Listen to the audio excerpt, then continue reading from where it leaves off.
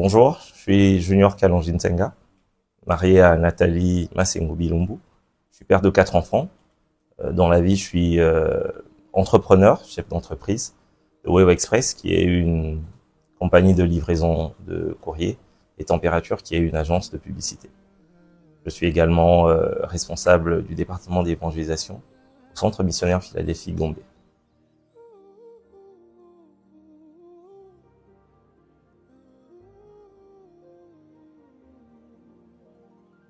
C'est vrai que lorsqu'on se marie, on se dit jusqu'à ce que la mort vous sépare.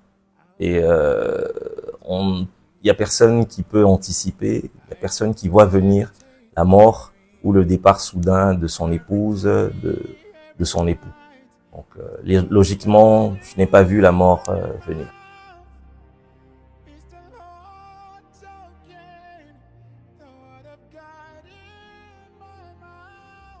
Bien entendu, c'était un déchirement, premièrement, une dévastation, comme j'ai eu à le dire en son temps. C'est un peu comme Alphonse de Lamartine a eu à le dire, un seul être vous manque, tout est dépeuplé. C'est pratiquement mon monde qui s'effondrait. Les plans, les projets, tout ce que nous avions bâti ensemble s'effondrait. Mais parler de trahison de sa part, je ne pense pas. Je dirais plutôt une certaine culpabilité en me disant que voilà, est-ce que j'ai fait suffisamment sur ce qui devait être fait? Est-ce que de mon côté, j'ai été suffisamment présent pour la retenir? Mais bon, après, je me suis résolu à accepter ce qui est arrivé comme étant, je dirais, un plan de Dieu, comme étant la volonté simplement de Dieu.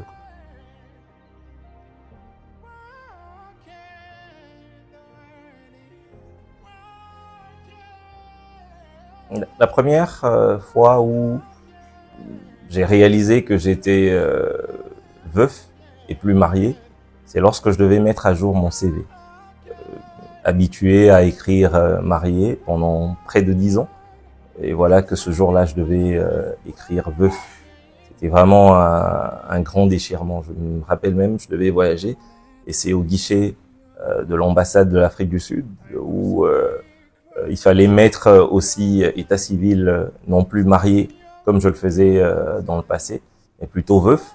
Je me souviens même que la réceptionniste m'a dit « Veuf à un si jeune âge, ça vous déchire le cœur, ça vous fend le cœur, vous vous sentez inférieur, vous vous sentez diminué, vous vous sentez un peu, j'aimerais le dire, comme maudit par la nature, comme par un coup de sort. Mais voilà, on apprend à revivre, on apprend à remonter, à accepter bien malheureusement cet état de choses.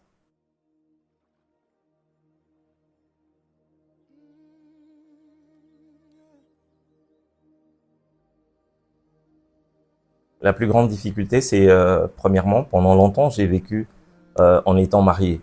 J'aimerais le dire, c'est pendant près de 10 ans, j'ai été marié, sérieusement marié. Je l'ai même dit lors du témoignage, j'étais un mari comblé. Je vivais bien, très équilibré.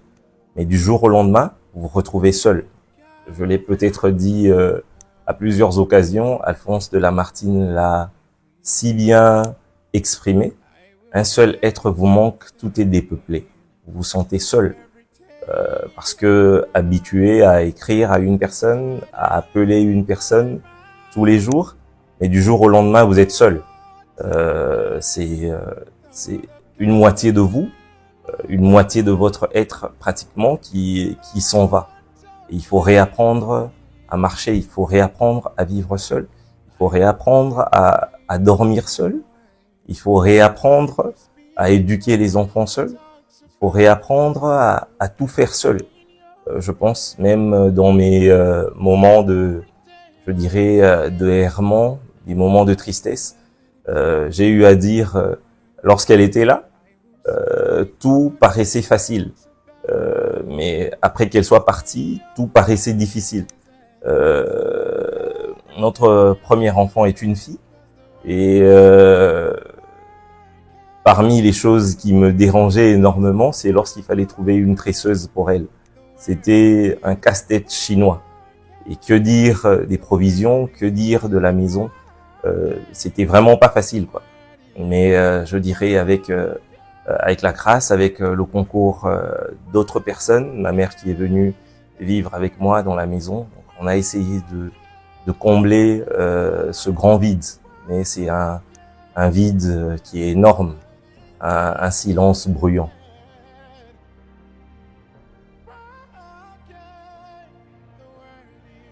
Sincèrement, je pense avoir bénéficié d'une grande grâce de la part de Dieu.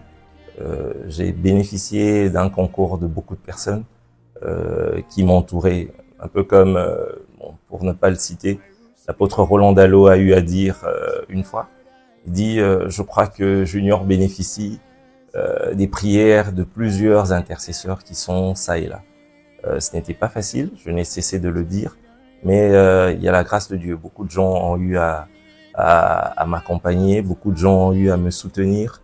Je pouvais le ressentir et je pouvais le voir. Et après, je pense que il y avait quand même aussi dans mon chef une volonté d'aller de l'avant, de guérir. Je suis passé par plusieurs étapes. C'est premièrement, c'est de faire mon deuil. Je pense avoir pleuré Nancy, ma défunte épouse, pendant longtemps, et m'être donné le temps de guérir, de penser mes plaies et essayer de refaire la vie. Ce n'était pas facile, ce n'était pas tendre, mais il y a des gens, je citerai comme ça, qui sont intervenus. Pour moi, je cite comme ça ma belle-sœur Mimi, qui m'a beaucoup aidé, avec qui nous prions chaque matin par téléphone, sur WhatsApp. Je me rappelle la première fois que nous avons prié, je n'ai pas pu prier. C'était vraiment un exercice très délicat, mais par la suite, au fur et à mesure que nous prions, je me suis remis. Donc, ce qui était difficile au début a commencé à l'être un peu plus facile, mais je pense avoir pleinement respecté les différentes étapes. Ça veut dire faire son deuil, guérir de ses plaies et se dire ok, voilà, maintenant là il faille se relever parce que bon, j'avais plusieurs défis, j'avais plusieurs challenges. Je devais prendre soin de moi. Il y avait aussi les enfants qui me regardaient, pour qui j'étais tout. Donc je me devais impérativement de me mettre debout pour aller de l'avant.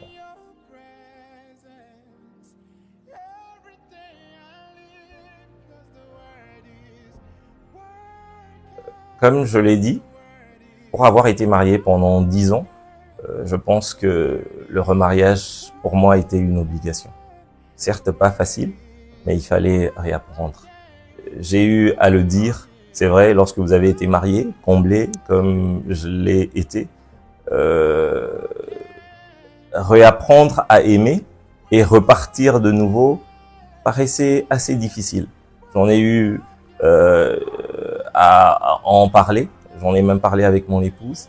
Il y a l'orgueil de l'homme marié. Pendant 10 ans, j'ai pas fait de cours à une femme, si ce n'est la femme qui était mienne. Je suis pas allé démarcher quelqu'un parce que j'étais marié. Pour moi, je considérais que c'était une question déjà close, refermée. Mais après 10 ans, il fallait réapprendre. Il fallait réapprendre à faire la cour à une épouse. Il fallait réapprendre à se tenir auprès d'une femme. Je me rappelle même que j'étais crispé la première fois que j'ai vu celle qui est actuellement mon épouse, Nathalie. Je ne savais pas comment me tenir. Devrais-je être assis à genoux de côté ou comment? Parce que je dirais, je perdais quasiment mes moyens, quoi. Mais bon, je pense que quand on a été marié, on a eu un certain style de vie et l'arrêter du jour au lendemain, ce n'est pas évident. Après avoir fait son deuil, je pense qu'il faille se remarier. Voilà ce qui m'est arrivé un peu.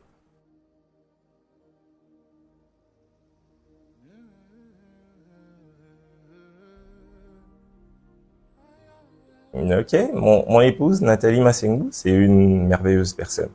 Je sais que je suis une personne bénie, mais je le reconnais un peu plus par la qualité des personnes que Dieu a mise de mon côté. C'est un ange avec des jambes, c'est un ange avec un sourire sans ailes sur terre. Ok. C'est vrai que j'ai été marié pendant 10 ans, comme je l'ai dit ici, et réapprendre à faire la cour n'a pas été aisé. Je me rappelle avoir été très crispé, avoir fait les choses, je dirais pas comme le feraient les jeunes mariés ou je dirais les fiancés. Donc ce n'était pas aisé, ce n'était pas facile.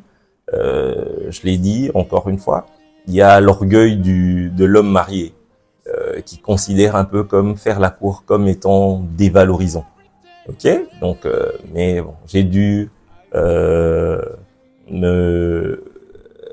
m'adonner, me soumettre à l'exercice, vraiment de manière, je dirais, moins catholique.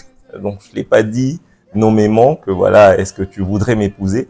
Et bien au contraire, je lui ai juste dit, j'aimerais te présenter à quelqu'un pour notre mariage, quoi. Donc en présumant que voilà, c'est déjà ça, la demande est déjà faite, quoi.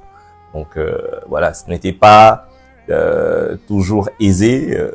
Vous perdez votre assurance, vous perdez un peu les repères parce que après 10 ans d'oubli, après 10 ans de ce que c'est faire la cour, donc on se remet un peu, comme disaient les gens, je suis revenu dans le marché des célibataires.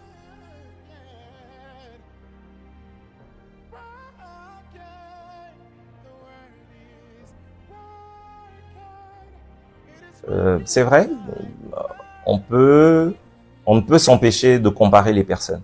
Mais bon, moi je pense que la comparaison devrait être faite, je dirais, de manière positive.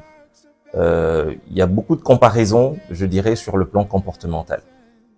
Je n'ai cessé de le dire, Nancy était une merveilleuse personne, Nathalie l'est encore. Elle était intelligente, Nathalie l'est encore. Parce que entre nous soit dit, nous avons toujours des critères, nous avons toujours des bases qui nous accompagnent par rapport à notre choix. En ce qui me concerne, je me disais que voilà, la personne que je devais épouser se devait impérativement d'être belle. Ok, ça c'est le côté cosmétique, attirante, attrayante comme elle, avec des fossettes. Bon, ça c'est un plus, un bonus que j'ai reçu. Ok, être intelligente parce que voilà, c'est une personne qui vous accompagne ça et là. Mais au regard de ce que j'ai eu à vivre, je me disais que voilà, j'ai besoin parce que ayant 2 enfants avec moi, je recherchais une femme qui soit à même qui soit intelligente, qui soit mature, qui soit à même aussi d'élever nos enfants. Je recherchais aussi une femme parce que n'oublions pas, j'ai vécu pendant 10 ans, les 10 ans de vie que j'ai eu ne doivent pas être enterrés. Donc j'avais besoin d'une personne qui soit mature, qui soit sage, qui soit intelligente. Vous savez, on a été veuf, je dis, on devient une personne assez atypique. Aujourd'hui, j'ai 2 belles familles. Ça veut dire une belle famille de ma défunte épouse et la belle famille de mon épouse. Il faut que mon épouse soit en mesure de gérer les 2 cas.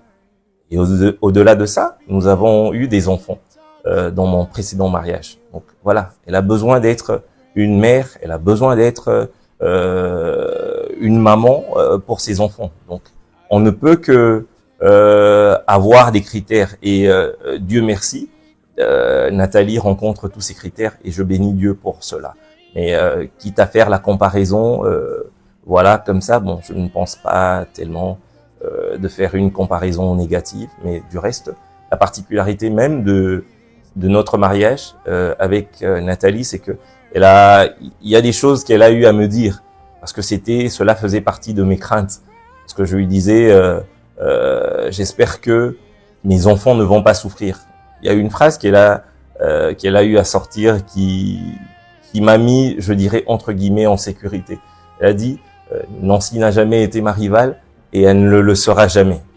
Pareil pour le reste. Donc, je peux parler de Nancy, c'est pas un tabou, ça ne la dérange pas et sont des choses qui me mettent, je dirais, en confiance. Donc voilà, je crois que on peut comme je l'ai dit, lorsqu'on guérit de son deuil, on peut réellement avancer et aller de l'avant.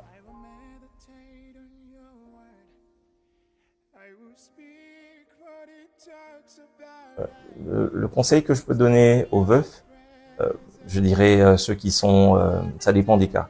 Il y a de ceux-là qui viennent à peine de perdre leur conjointe. Il y en a d'autres qui sont dans cet état, ça fait peut-être un peu plus longtemps.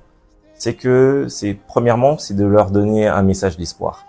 L'espoir est permis, un avenir radieux est possible.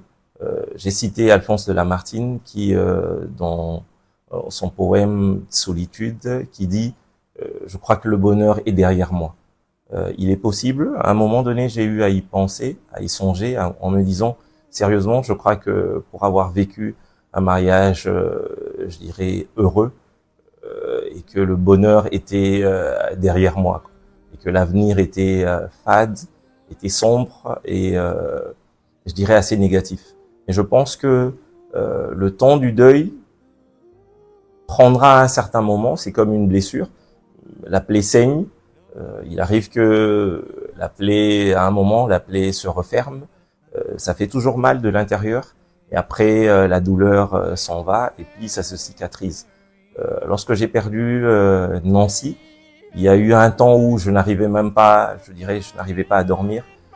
Après, je ne rêvais pas. Après un temps, je n'arrivais même pas à sourire, même à rire. Donc c'était vraiment de l'utopie. Et aujourd'hui, voilà, je suis heureux. Je me suis remarié. Je ne pensais même pas, je ne songeais même pas à me remarier. Mais voilà qu'aujourd'hui, je me suis remarié. Je suis équilibré, un homme équilibré. Mes enfants aussi sont équilibrés. Nous avons refondé une famille. Donc je pense que, un peu comme la Bible le dit, la gloire de la seconde maison sera plus grande que celle de la première. Cela est possible, pourvu qu'on se donne les moyens, pourvu qu'on croit d'abord premièrement à ce bonheur, quoique perdu pour un instant. Faire son deuil, c'est très important. S'ouvrir aux gens, ce n'est pas toujours évident. Les gens quelquefois ne savent comment s'y prendre. Je dirais même dans nos sociétés, même dans nos églises, il n'y a pas entre guillemets des départements, il n'y a pas des institutions qui prennent en charge, je dirais, les veuves peut-être. Les veufs sont des laissés pour compte, bon, pensant que ils se remarient de sitôt, mais ce n'est pas toujours aussi évident que ça. Et qui est, ne serait-ce des oreilles attentives, parce que quelquefois on a juste besoin de quelqu'un qui vous parle. On a juste besoin d'une main qui vous tienne l'épaule, quelqu'un qui vous reconforte, qui vous dise que ça va aller, que demain sera meilleur qu'aujourd'hui, ou peut-être dépassera même hier.